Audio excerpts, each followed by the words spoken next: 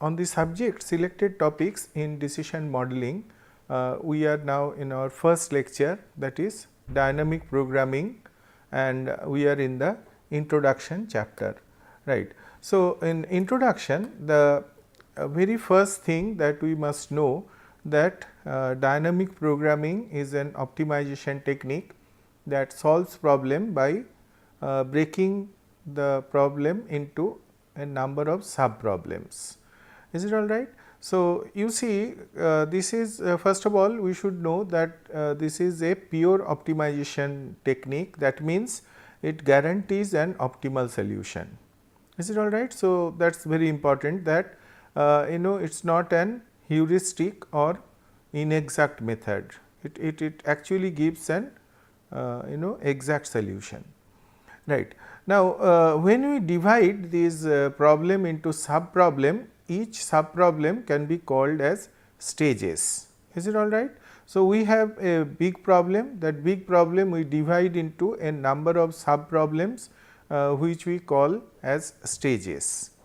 Now, in most applications dynamic programming works backwards from the end of the problem towards the beginning. Now, what is end and what is beginning, it depends from problem to problem. So, we shall understand this when we take up examples. Now, outcome of a decision at a given stage affects the decision at each of the following stages. So, it is like this that in stage 4, see, in every stage we have some states in which the decision variables can be in. Is it all right? And we make some decisions.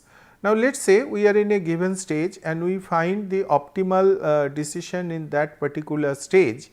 These particular optimal decision that we obtain in a given stage can be utilized in the previous stage, because we are moving backwards.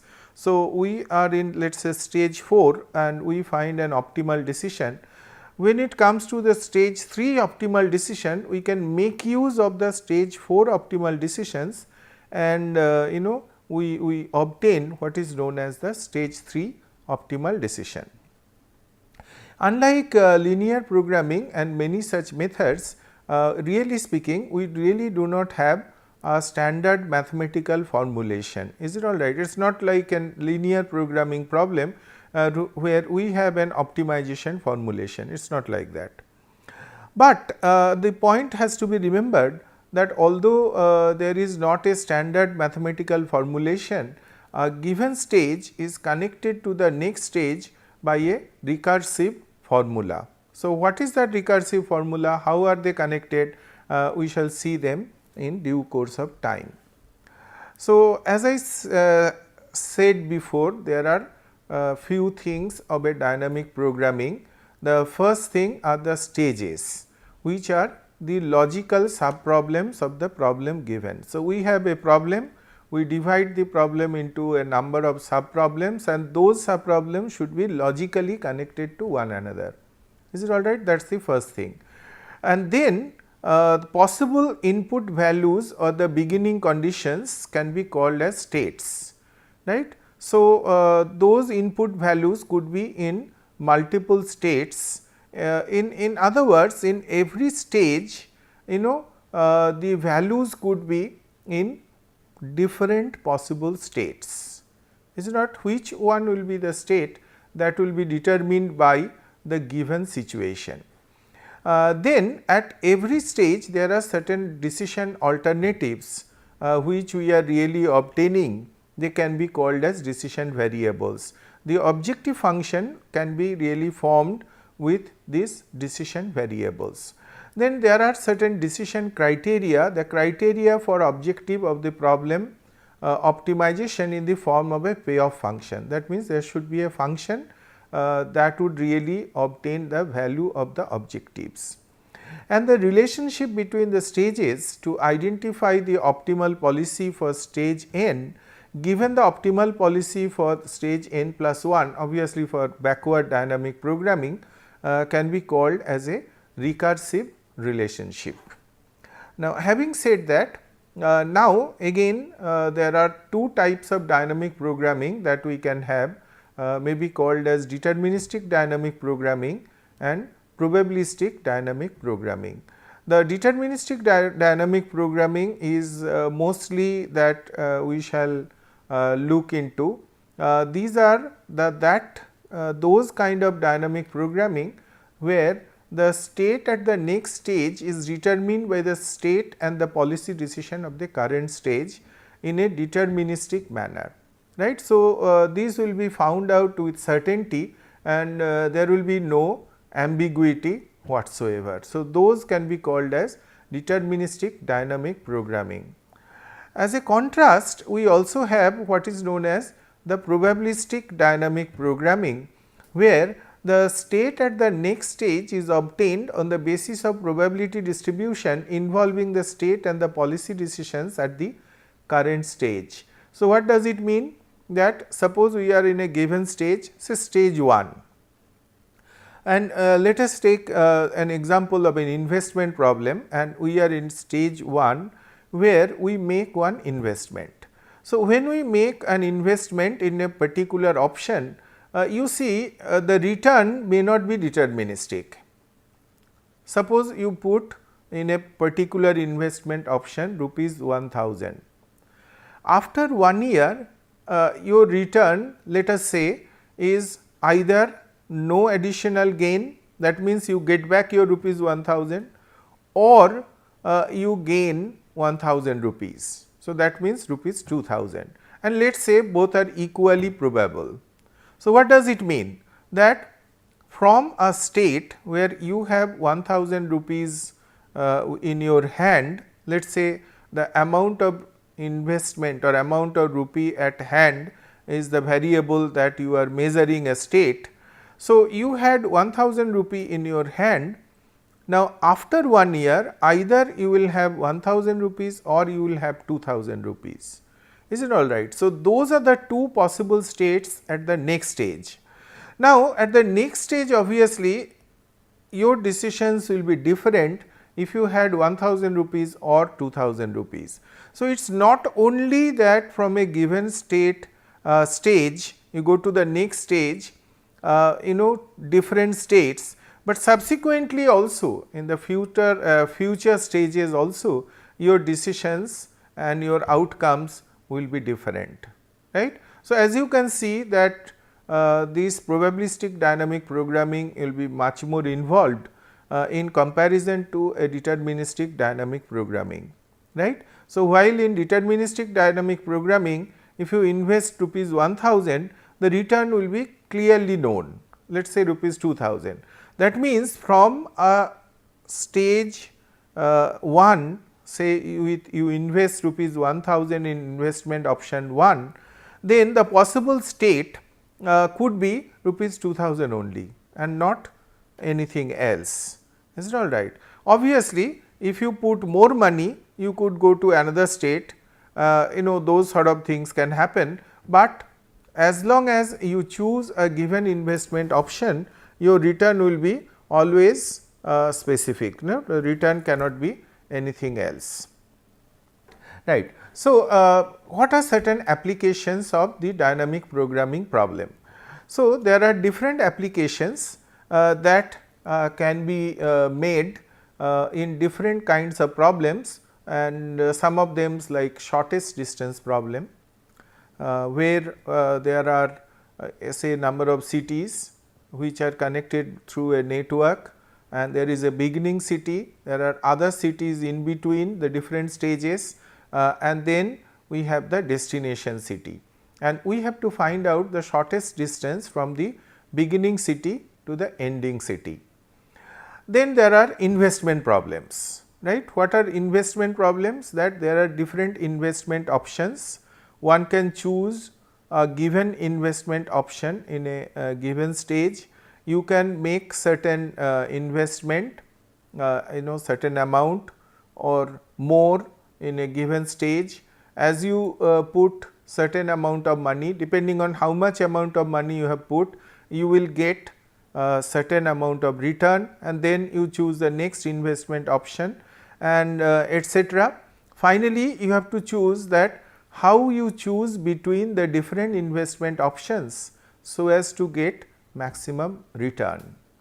Then you have those knapsack problems. What really happens in knapsack problems is that as if you have a sack and this sack has got certain capacity, let us say in terms of weight, right. Only a certain amount of weight can be carried by the knapsack, and you different items that you have of different quantities and different values and their different weights. So, how many of those different items will you be able to put in the knapsack of a certain weight, so that you get the maximum possible value, right. So, those are called knapsack problem. In fact, a type of knapsack problem is a project selection problem. Just imagine that we have different projects, and if you do a given project you get a certain return.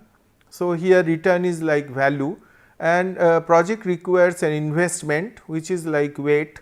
So, how will you choose your projects so that you get maximum return of the money that you have invested in those projects.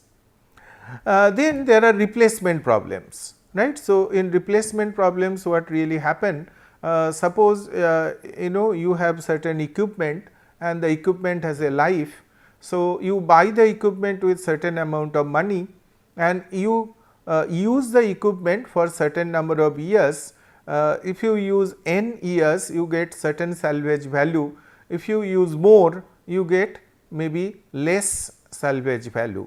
So, what is the time in which you should replace your equipment?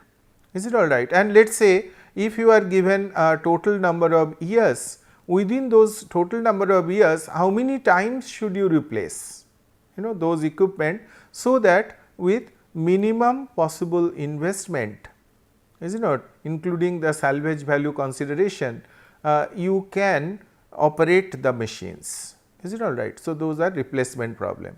Then there are cargo handling problem, is it not. So, there are let us say truck, the truck can carry only a certain amount of weight.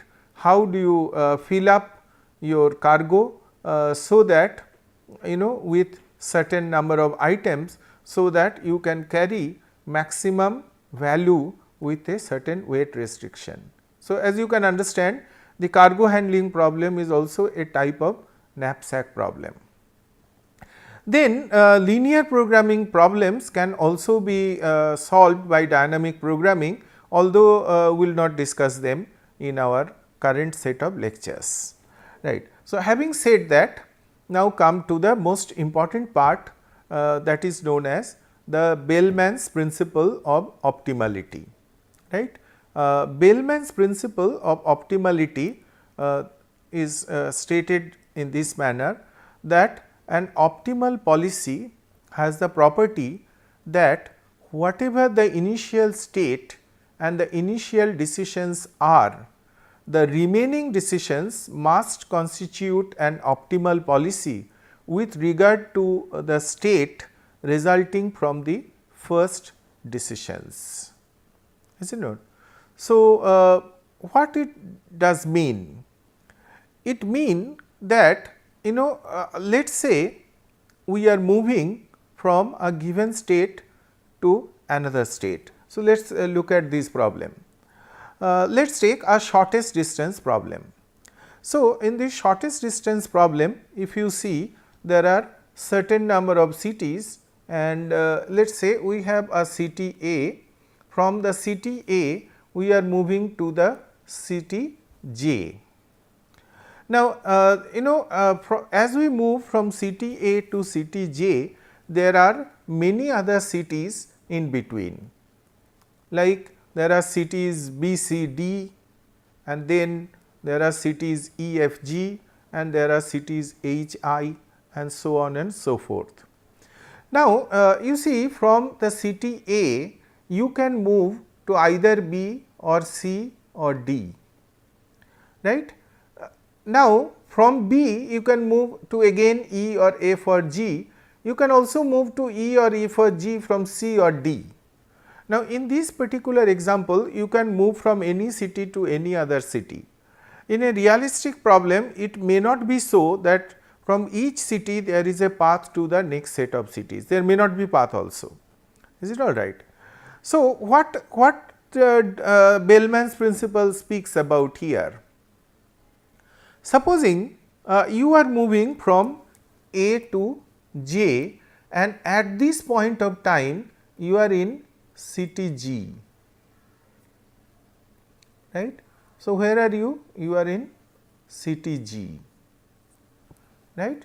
So, you are in city G and you have to go to city H, right. So, you are in G and you are going to H. So, what is the optimal path from G to J? You see, your destination city is J and you are in city G. So, Bellmans principle, once again if you think, what does it speak? It speaks whatever your initial decisions are. That means, it does not matter how you have come to G, is it all right? Does not matter. Let us forget how you have come to G. From G to J, you must follow an optimal path, is it all right? So, what is that optimal path from G to J? Please look at this diagram carefully and you tell me what is the optimal from G to J. You see what are some distances? If you go through H, then your distance will be 3 plus 3 6. If you go through I, then your distance will be 7.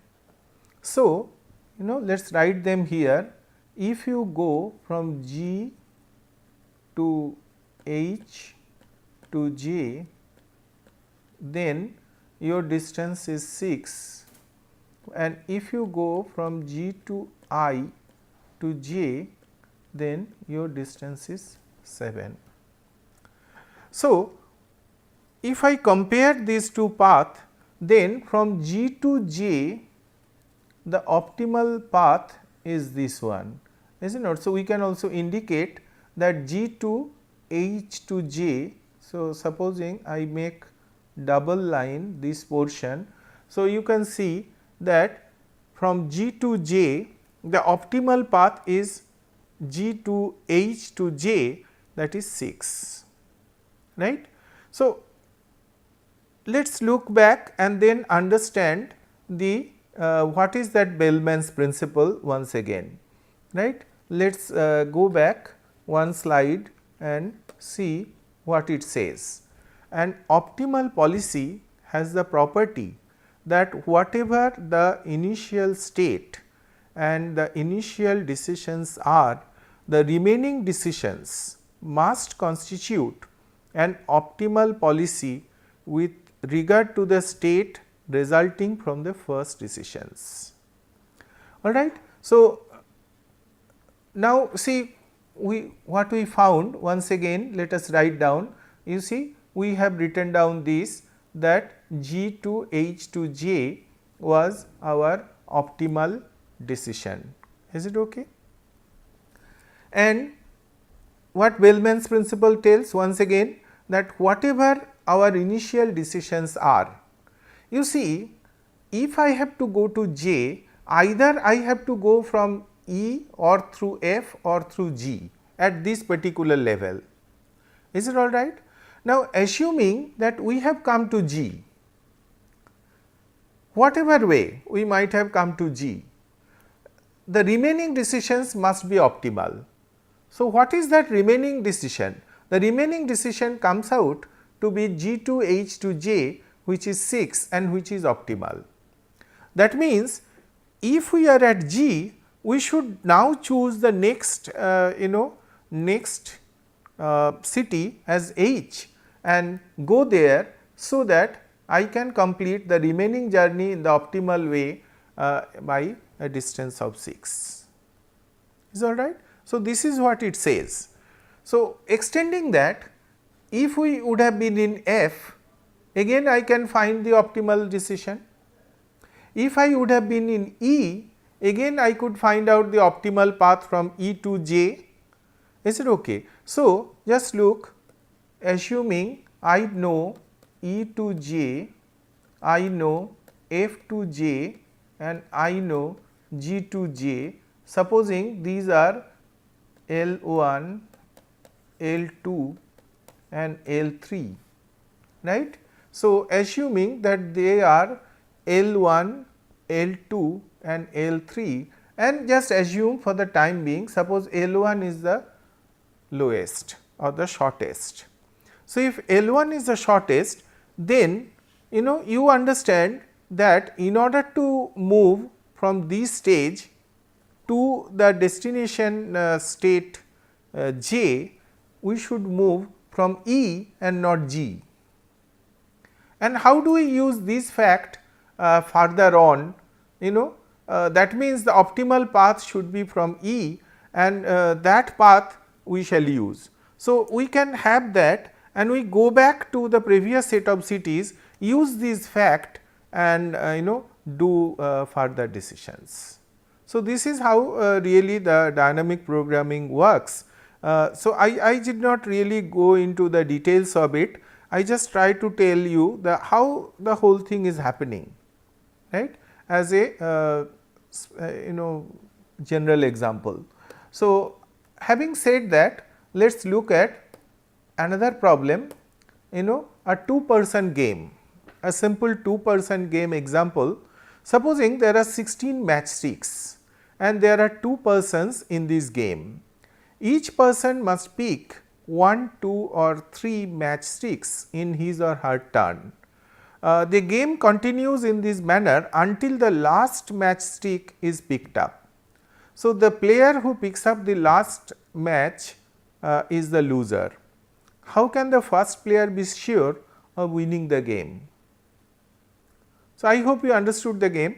There are 16 matchsticks and now it is your turn, right.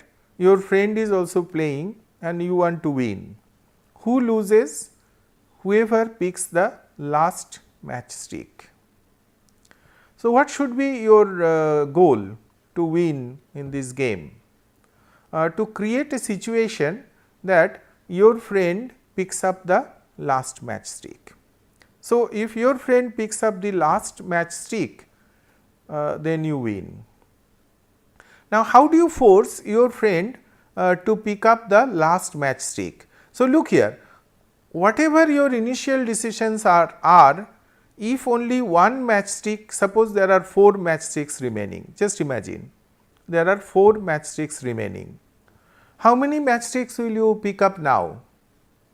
Will you pick up 3, is it not? So, that only one matchstick is remaining. Now, your friend has to pick up, because in your turn you have to pick up something, either 1, 2 or 3. So, what your friend can do? He has to pick up that last matchstick and lose, is it not? So, you can understand that if 4 matchsticks are there, you can win the game. Is it all right? Before your turn, so that you can now pick up something like 3 matchsticks and win. But suppose 3 matchsticks are remaining, you can pick up 2. If 2 matchsticks are remaining, you can pick up 1. Is it all right? But if 5 matchsticks are remaining, what will you do then? Right? It will be slightly difficult to decide if 5 matchsticks remaining, what should be your strategy? Your strategy should be pick up 1 matchstick, so that 4 matchsticks remaining. Now, your friend, but then even if you take 1 matchstick, your friend will be now in the driver's position. Your friend will then pick up 3 matchsticks and then you lose. Is it all right? So, I hope you understood the game. So, have you understood the game? If the first player can ensure that it will be the opponent's turn when only 1 matchstick remains, the player will certainly win. Working backwards one step, if the player can ensure that it will be the opponent's turn when 5 matchsticks remain, the player will win. So, if the player can force the opponents to play when 5, 9 or 13 matchsticks remain, the player is sure of victory. So, the player will not lose if he or she picks up 3 matchsticks in the first turn. So, look here, if you can force your friend to lose if you leave only one matchstick, is it all right? Now, 4 is the key here. Supposing if your opponent player is playing and he has only 5 matchstick remaining, is it all right? If he picks up 1, 4 will remain, then you pick up 2, you pick up 3 and then your friend will lose. So, you can understand this, that how this is really happening. So, first player can pick matchsticks 1, 2, 3, second player can pick matchsticks 1, 2, 3, total 6, 16. So, in stage 4, if 1 is remaining after your turn, then you win. In stage 2, if 5 is remaining, then you win. In stage 3, if 9, then you win. In stage 1, if 13, that you win, right. And since there are 16 matchsticks, that means in the beginning you pick up 3 and then you win your game. So, essentially, so you see the second player, and then how it should go, that at any stage, supposing you pick 3 sticks, there are total 16. So, now 13 remaining. If the second player picks n1, you pick 4 minus n1, is it all right? Then how many will remain? 9. So, if he picks n2, you pick 4 minus n2, 5, n3, 4 minus n3, 1, he takes 1 and loses, is all right. So, you see what we have done from stage 4, we subsequently the optimal value for before second player's turn is 1. We go back because 4 is the magic number here. So, we go back 4 more in every subsequent stage and create a number, and we force that number before the second player play, and play with a strategy, we are sure to win, is all right. So, what has happened here, stage 1, stage wise we have really employed what is known as the dynamic programming principle. Let us take an investment problem and in some more detail and try to understand this from the dynamic programming point of view. A company has some money to invest. There are n investment options. If xj is invested in investment j, then a net present value of Vj xj is obtained. How should the company invest rupees 5 lakhs, call L, let us say, in order to maximize the net present value obtained from the investments? So, what are the stages? In each investment takes place in a stage, and there are n stages for n different investment options. But point is, at a given investment options, you can invest, you may not invest, is it all right, or you can invest more than 1 lakh in stages of 1 lakh. So, it could be that in the first investment option you can put your entire 5 lakhs or nothing, or anything between 0 to 5, is it all right. So, if that is so, then the stages are that there are n stages for each investment options, one stage. What are the states? The states here could be the amount of fund available for rest of the investment options. See, let us say there are 3 investment options. So, initially you have 5 lakhs available, right. So, assuming you put x1 amount in the investment option 1, then 5 minus x1 is available in the beginning of stage 2, right. Assuming x1 equal to 0, then entire 5 lakhs are available. So, possible states could be you have either 0, 1, 2, 3, 4, 5, all of them available for the subsequent stages, is it all right. So, if x2 is also 0, then again at the third stage all 0 to 5 options are available.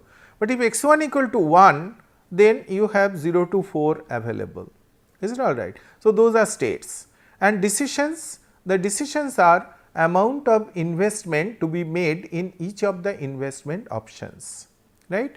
So, as total amount of investment amount is 5 lakhs, we have 6 decision options for investments in each stage, that is 0 to 5, right. So, now dynamic programming problems can be divided into stages with a decision required at each stage. So, each stage has a number of associated states. A state represents the information needed at any stage to make an optimal decision. The decision chosen at any stage describes how the state at the current stage is transformed into the state at the next stage, right. Then the principle of optimality states that given the current state, the optimal decision for each of the remaining stages must not depend on previously reached states or previously chosen decisions. If the states for the problems are classified into T stages, there must be a recursion to relate the cost or reward earned during stages T, T plus 1 etc. to the cost or reward earned from stages T plus 1, T plus 2 etc. So, these we have already seen in our previous example when we discussed the distance problem, right. And then finally, the dynamic programming problems are usually solved by backward dynamic programming. So, if there are 4 stages, we begin with stage 4. However, a number of problems can be solved by forward dynamic programming as well. In that case, we begin at stage 1. But in this particular set of lectures, we can solve problems by employing backward dynamic programming, right. So, thank you very much. In our next lecture, we shall take up the stagecoach problem, which is a shortest distance problem.